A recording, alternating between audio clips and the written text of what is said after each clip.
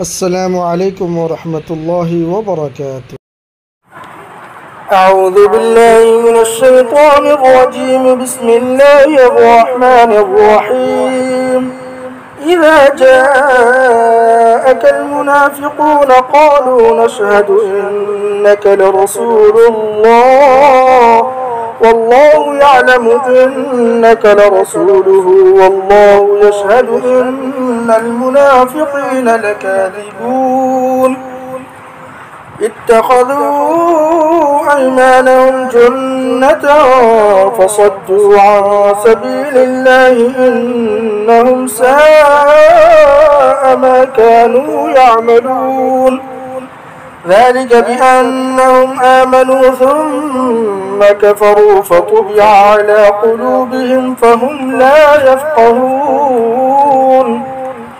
وإذا رأيتهم تعجبك أجسامهم وإن يقولوا تسمع لقولهم كأنهم خشب مسندة يحسبون كل صيحة عليهم هم العدو فاحذرهم قاتلهم الله أنى يؤفكون.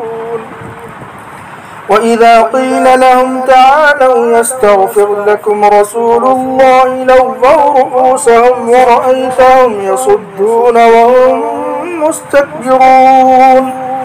سواء عليهم أستغفرت لهم أم لم تستغفر لهم لن يغفر الله لهم إن الله لا يهدي القوم الفاسقين. هم الذين يقولون لا تنفقوا على من عند رسول الله حتى ينفضوا ولله خزائن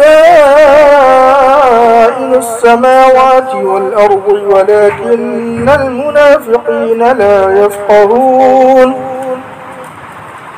يقولون لئن رجعنا إلى المدينة ليخرجن الأعز منها الأذل ولله العزة ولرسوله وللمؤمنين ولكن المنافقين لا يعلمون. يا أيها الذين آمنوا لا تلهكم أموالكم ولا أولادكم عن ذكر الله ومن يفعل ذلك فأولئك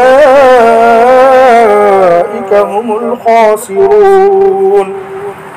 وأنفقوا مما رزقناكم من قبل أن يأتي أحدكم الموت فيقول